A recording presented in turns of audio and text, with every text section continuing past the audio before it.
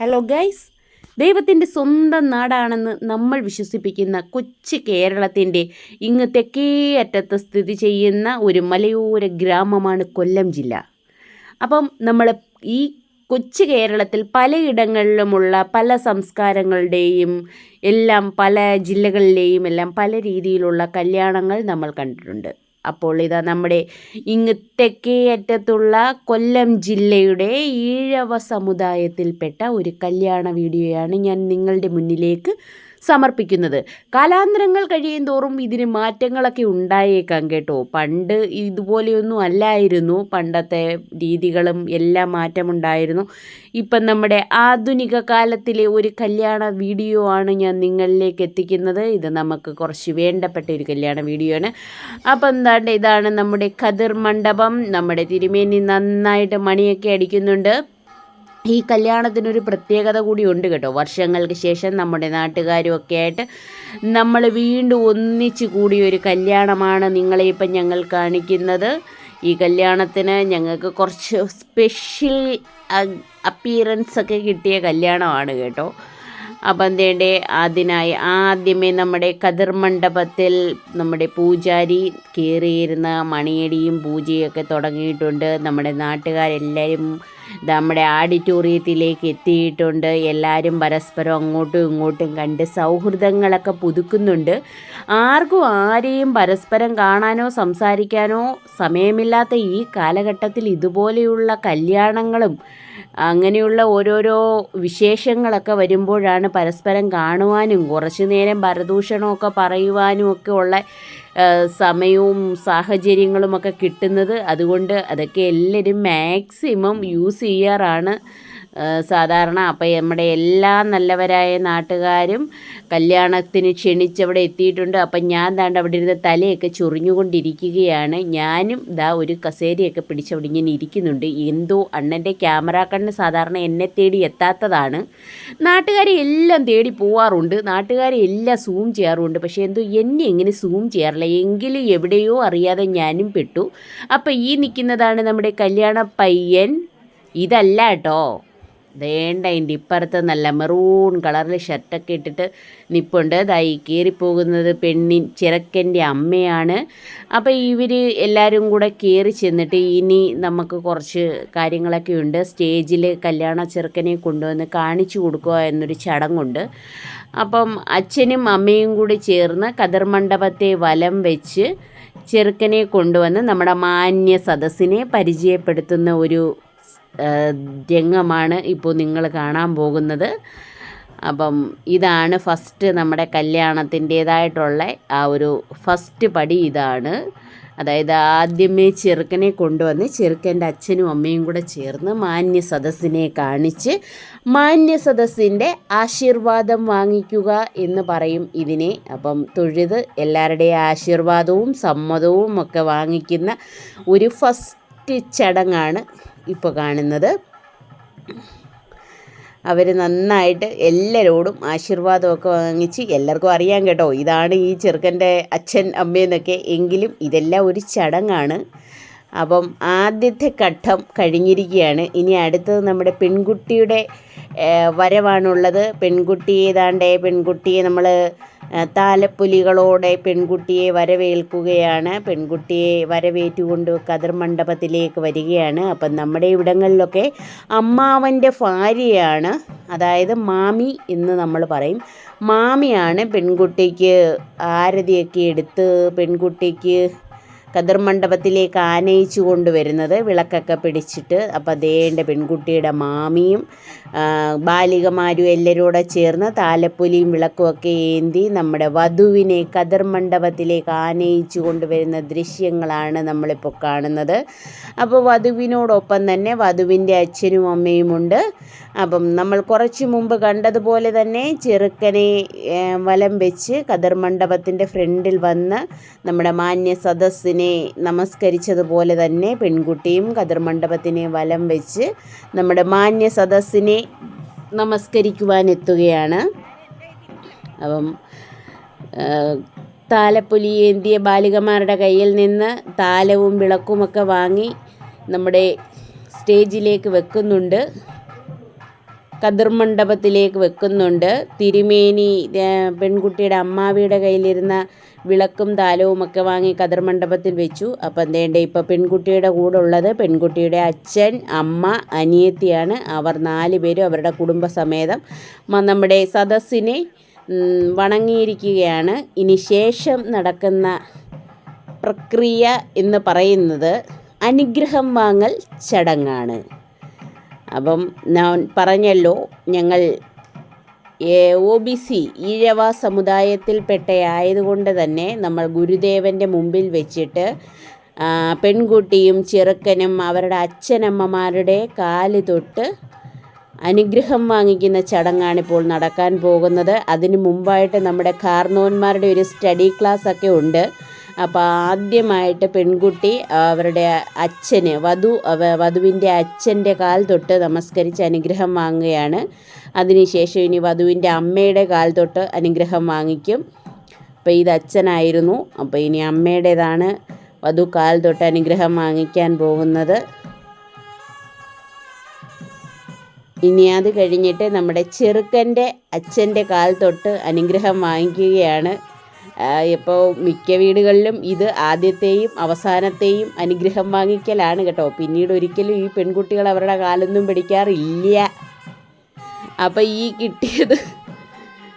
ഈ കിട്ടിയ അനുഗ്രഹം അവർ നന്നായിട്ട് വെച്ചേക്കട്ടെ. ഇടയ്ക്കിടയ്ക്ക് അവരെ ഇങ്ങനെ അനുഗ്രഹമൊന്നും വാങ്ങിക്കാൻ പെൺകുട്ടികളൊന്നും തയ്യാറാവില്ല. പെൺകുട്ടികളെന്ന് മാത്രമല്ല കേട്ടോ, ഇപ്പോഴത്തെ കാലഘട്ടത്തിൽ ഒരു കുട്ടികളും തയ്യാറാവില്ല. കാലൊക്കെ പിടിക്കാൻ പറഞ്ഞാൽ അവർ കാലേ വരി നിലത്തടിക്കും.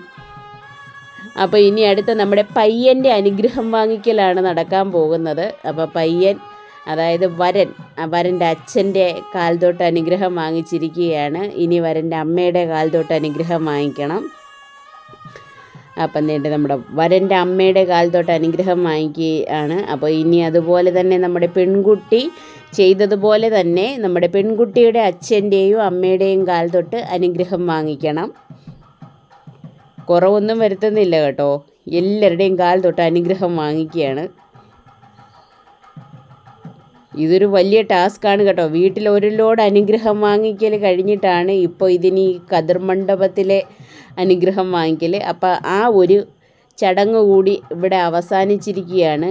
ഇനി അടുത്തത് നമുക്കുള്ള ഒരു ഭക്തിഗാനമാണ്, അതായത് ഗുരുദേവ പ്രാർത്ഥന. അപ്പം ഇനി ഒരു പ്രാർത്ഥനയുണ്ട്. ആ പ്രാർത്ഥനയ്ക്ക് ശേഷമാണ് നമ്മുടെ കല്യാണം നടക്കുന്നത്. അപ്പോൾ എല്ലാവരും ഭക്തിയാദരപൂർവം സ്റ്റേജിൽ എഴുന്നേറ്റ് നിന്ന് പ്രാർത്ഥനയിൽ പങ്കുചേരുകയാണ്. വിഷ്ണു ഗുരുദേവോ മഹേശ്വര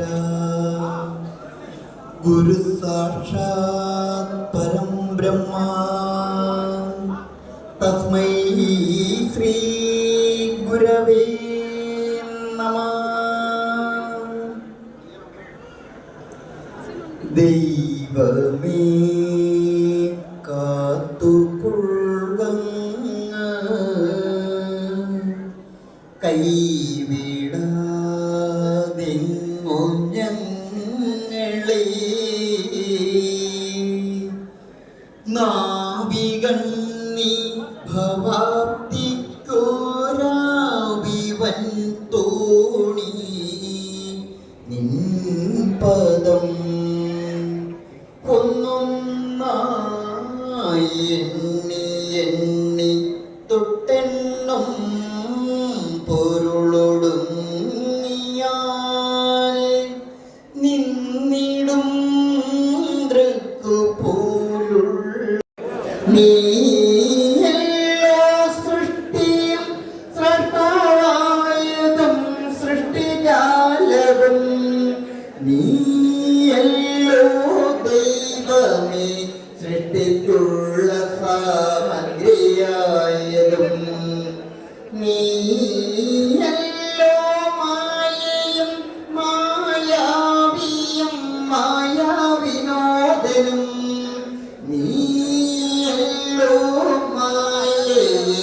നീതി സായുജ്യം നൽകുവാനും നീ സത്യം ജ്ഞാനമാനന്ദം നീ തന്നെ വർത്തമാനവും ഭൂതവും ഭാവിയും വേറെ ലോകമൊഴിയും ഓർക്കിനി അകവും പുറവും തിങ്ങും മഹിമാർന്ന നിൻ പദം പുകഴ്ത്തുന്നു ഞങ്ങളങ്ങ് ഭഗവാനെ ജയിക്കുക ജയിക്കുക മഹാദേവ ദീനാവന പരായണ ജയിക്കുക ചിദാനന്ദ ദയ സിന്ധോ ജയിക്കുക ആഴമേറും നിൻ മഹസ്സ ആഴിയിൽ ഞങ്ങളാകവേ ആഴണം വാഴണം നിത്യം വാഴണം വാഴണം സുഖം ദൈവമേ കാത്തുകൊള്ളുക. ഗുരുപ്രാർത്ഥനയ്ക്ക് ശേഷം വരൻ നമ്മുടെ കതിർമണ്ഡപത്തിലേക്ക് പ്രവേശിച്ചിരിക്കുകയാണ്. ശേഷം വധുവിനെ കതിർമണ്ഡപത്തിലേക്ക് ആനയിച്ചു കൊണ്ടുവരികയാണ് പിതാവ്. വലതുകാൽ വെച്ച് കതിർമണ്ഡപത്തിലേക്ക് കയറുവാനാണ് വധുവിനോട് പറഞ്ഞു കൊടുത്തുകൊണ്ടിരിക്കുന്നത്. അങ്ങനെ വധു വലതുകാൽ വെച്ച് കതിർമണ്ഡപത്തിലേക്ക് പ്രവേശിക്കുന്ന ദൃശ്യങ്ങളാണ് ഇപ്പോൾ നിങ്ങൾ കണ്ടുകൊണ്ടിരിക്കുന്നത്. അപ്പോൾ നമ്മുടെ വധു വലതുകാൽ വെച്ച് കതിർമണ്ഡപത്തിലേക്ക് പ്രവേശിച്ച് നമ്മുടെ മാന്യ സദസ്സിനെ നോക്കി കൂപ്പുകൈകളോടുകൂടി തൊഴുത് ആശീർവാദം വാങ്ങിയിരിക്കുകയാണ്. അപ്പോൾ വധുവിൻ്റെ അച്ഛൻ കന്യാദാനം നിർവഹിക്കുന്നതിനായിട്ട് മുമ്പോട്ടെത്തിയിട്ടുണ്ട്. നമ്മുടെ തിരുമേനി വധുവിൻ്റെ അച്ഛൻ്റെ വലത് കൈയിലേക്ക് ഒരു വെറ്റില വെച്ച് നൽകി. ശേഷം വരൻ്റെ വലത് കൈയിലും ഒരു വെറ്റില വച്ച് നൽകി. എന്നിട്ട് വരൻ്റെ കൈ പിടിച്ച് പിതാവിൻ്റെ കൈയിലേക്ക് എന്താണോ എന്തോ നടത്തുന്നത് വരൻ്റെ കൈയിലേക്ക് വധുവിൻ്റെ കൈ പിടിച്ച് നൽകിയിരിക്കുകയാണ് പിതാവ്. അതിനുശേഷം പിതാവിൻ്റെ കൈ അടിയിലും മുകളിലുമായി വെച്ചു. ഇനി തിരുമേനി കുറച്ച് മന്ത്രോച്ചാരണങ്ങളൊക്കെ നടത്തി പൂജിച്ച് കുറച്ച് പുഷ്പം അതിന് മുകളിലേക്ക് വച്ചിട്ടുണ്ട്. അപ്പോൾ ഇതാണ് കന്യാദാന ചടങ്ങ്. അതായത് പിതാവ് തൻ്റെ പുത്രിയുടെ കൈ വരൻ്റെ കയ്യിൽ ഏൽപ്പിച്ചിരിക്കുകയാണ്. അപ്പോൾ ഇന്നു മുതൽ ഈ പുത്രിയെ ഈ വരൻ സംരക്ഷിച്ചു കൊള്ളണം. അതായത് കന്യാദാനം നിർവഹിച്ചിരിക്കുകയാണ് പിതാവ്. അപ്പം ഇനി ശേഷം നമ്മുടെ ഹാരം പരസ്പരം അങ്ങോട്ടും ഇങ്ങോട്ടും അണിയുന്ന ചടങ്ങാണ് നടക്കുന്നത്, കല്യാണമാല. അപ്പോൾ അതിനായിട്ട് നമ്മുടെ വധുവിൻ്റെ പിതാവ് കതിർമണ്ഡപത്തിലേക്ക് കയറിയിട്ടുണ്ട്. വധു പിതാവിൻ്റെ കാല് തൊട്ട് തൊഴുത് ഹാരം വാങ്ങി നമ്മുടെ വരൻ്റെ കഴുത്തിലണിയിക്കണം.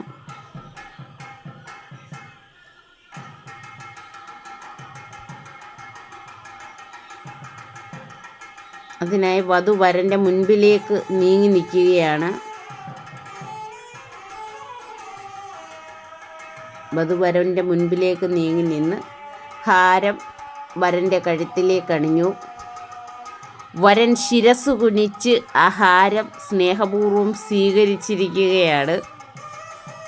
ഇനി അടുത്തത് വധുവിനെ താലി ചാർത്തൽ ചടങ്ങാണ്. അപ്പം അതിനായി മഞ്ഞ ചരടിൽ കോർത്തെടുത്തിരിക്കുന്ന താലിയാണ് ആദ്യമായി നൽകുന്നത്. പിതാവ് അവിടെ തപ്പി തുടങ്ങി. താലിയൊക്കെ നേരത്തെ പൂജാരിയുടെ കൊടുത്തിട്ടുണ്ട്, അച്ഛാ ഇനി പോര്. അപ്പം വേണ്ട വരനെ വധുവിൻ്റെ കഴുത്തിൽ ചാർത്താനുള്ള താലി പിതാവ് തപ്പിയത് തിരുമേനിക്ക് കൊടുക്കാനുള്ള ദക്ഷിണയായിരുന്നു. അപ്പം വരൻ ഇനി പിതാവിൻ്റെ കാൽ തൊട്ട് തൊഴുതതിന് ശേഷം ആ താലി വാങ്ങി, മഞ്ഞച്ചരടിൽ കോർത്ത താലി വാങ്ങി വധുവിനെ സ്വന്തമാക്കുന്നതാണ് നമ്മൾ കാണാൻ പോകുന്നത്. അഴകാലിലെ മഞ്ഞച്ചരടിലെ പൂത്താലി പൂത്താലി. പാട്ടിടാൻ എനിക്ക് അറിഞ്ഞൂടാ. അറിയാമായിരുന്നെങ്കിൽ ഞാൻ ആ പാട്ട് ഇപ്പം കൊണ്ടുവന്ന് ഇവിടെ ഇട്ടേനെ. അതുകൊണ്ട് ഞാൻ സ്വന്തമായിട്ടങ്ങ് പാടിയതാണ്. സതേ ക്ഷമിക്കുക. അപ്പം നമ്മുടെ വരൻ വധുവിൻ്റെ മുൻപിലേക്ക് നീങ്ങി നിന്ന് അവരുടെ പ്രണയ സാക്ഷാത്കാരം, പ്രണയമൊന്നും അല്ലായിരുന്നു കേട്ടോ, വർഷങ്ങളായിട്ട് പിന്നെ ഇവർ പറഞ്ഞൊക്കെ വെച്ചിരുന്നു എന്നുള്ളതേ ഉള്ളൂ. പ്രണയം ഉണ്ടായിരുന്നു എന്നും നമുക്കറിയത്തില്ല. അവർ അറേഞ്ച്ഡ് മാരേജ് ആയിരുന്നെന്നാണ് നമ്മുടെ ഒരു വിശ്വാസം. അപ്പം ദേണ്ടേ വരൻ വധുവിനെ സ്വന്തമാക്കിയിരിക്കുന്നു. അങ്ങനെ വരൻ വധുവിൻ്റെ കഴുത്തിലേക്ക് ആ താലി ചാർത്തിയിരിക്കുന്ന ധന്യമുഹൂർത്തത്തിനാണ് നമ്മൾ സാക്ഷിയായി കൊണ്ടിരിക്കുന്നത്.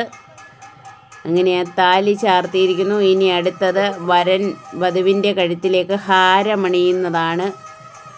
വധുവും അത് ശിരസ് കുനിച്ച് ആ ഹാരം ഏറ്റുവാങ്ങിയിരിക്കുകയാണ്. ഇനി അടുത്തത് വധുവിൻ്റെ കഴുത്തിലേക്ക് സ്വർണ്ണ ചെയിനാണ് ഇടാൻ പോകുന്നത്.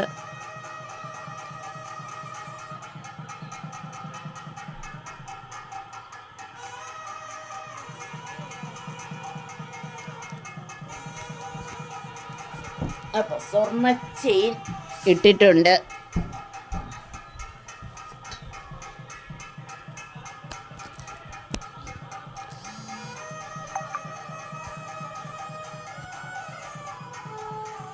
അങ്ങനെ ഇന്നു മുതൽ ഇവർ രണ്ടുപേരും ഭാര്യയും ഭർത്താവുമാണ്, ഹസ്ബൻഡ് ആൻഡ് വൈഫ്. അങ്ങനെ അവരുടെ ജീവിതത്തിലെ വിവാഹം എന്ന് പറയുന്ന ധന്യമുഹൂർത്തമാണ് ഇവിടെ സാക്ഷാത്കരിച്ചിരിക്കുന്നത്. അങ്ങനെ നമുക്കേറെ പ്രിയപ്പെട്ട വരനും വധുവും ഇന്ന് ഇവർ വിവാഹിതരായിരിക്കുന്നു.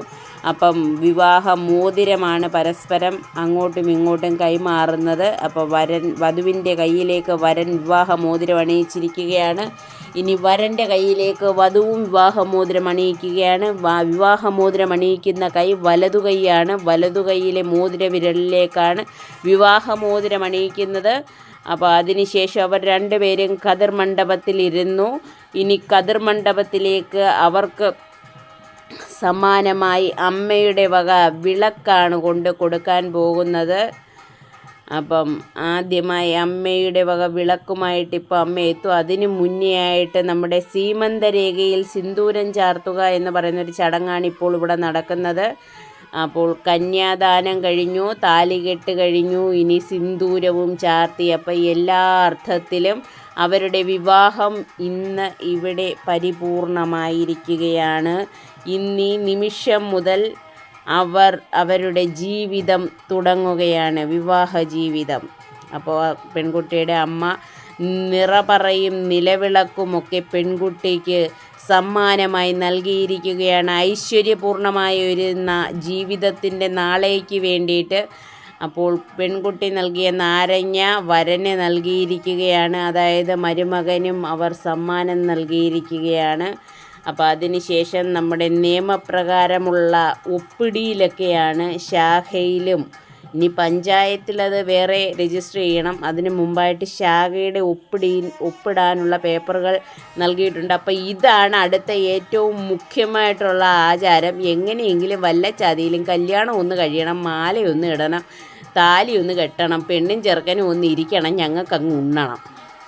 ആ ചടങ്ങാണിപ്പോൾ ഇവിടെ നടക്കുന്നത്. സദ്യാലയത്തിലേക്കുള്ള ആൾക്കാരുടെ ഓട്ടമാണ് നമ്മൾ കണ്ടുകൊണ്ടിരിക്കുന്നത്. ഫസ്റ്റ് പന്തിക്ക് തന്നെ കയറാനുള്ള ഒരു വെപ്രാളം.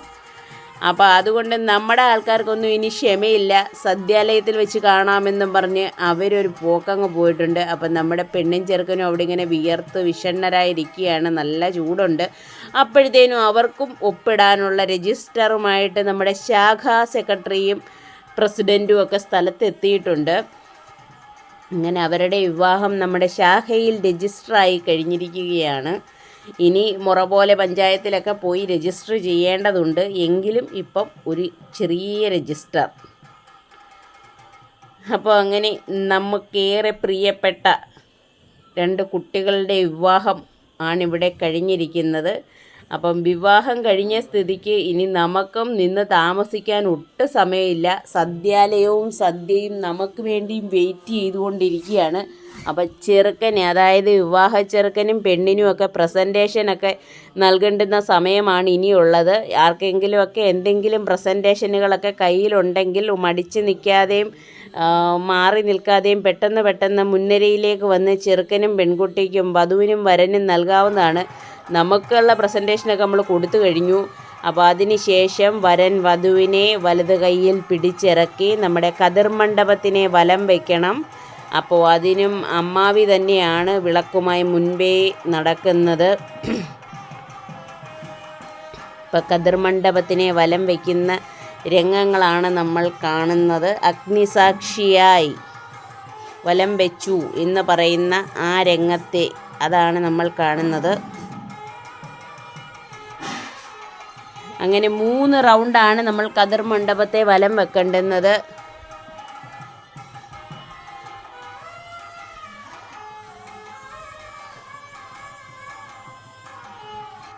അങ്ങനെ പ്രദക്ഷിണം നടന്നുകൊണ്ടിരിക്കുകയാണ്. ഇനി പ്രദക്ഷിണത്തിന് 3 റൗണ്ട് പ്രദക്ഷിണത്തിന് ശേഷം അടുത്ത ചടങ്ങെന്ന് പറയുന്നത് ഇവർക്ക് പാലും പഴവും നൽകുക എന്ന് പറയുന്നൊരു ചടങ്ങാണ്. അപ്പോൾ ഈ കല്യാണത്തിൻ്റേതായിട്ടുള്ള എല്ലാ ക്ഷീണങ്ങളും മാറും. അത് അല്ല കേട്ടോ, അങ്ങനല്ല ആ ചടങ്ങിൻ്റെ ആശയം കല്യാണത്തിൻ്റെ ക്ഷീണം മാറുക എന്നുള്ളതല്ല.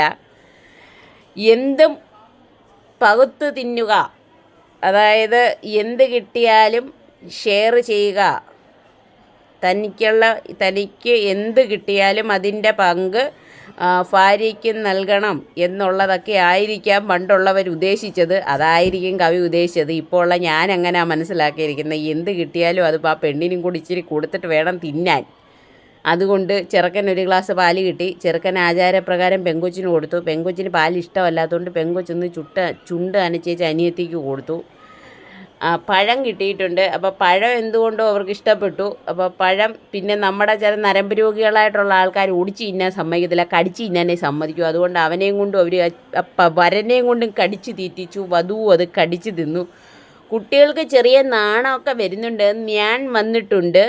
അപ്പോൾ അതിന് ശേഷം പിന്നെ നമുക്ക് ഒട്ടും സമയക്കുറവുള്ളത് കൊണ്ട് നമ്മൾ നേരെ സദ്യാലയത്തിലേക്ക് കയ്യേറിയിരിക്കുകയാണ്.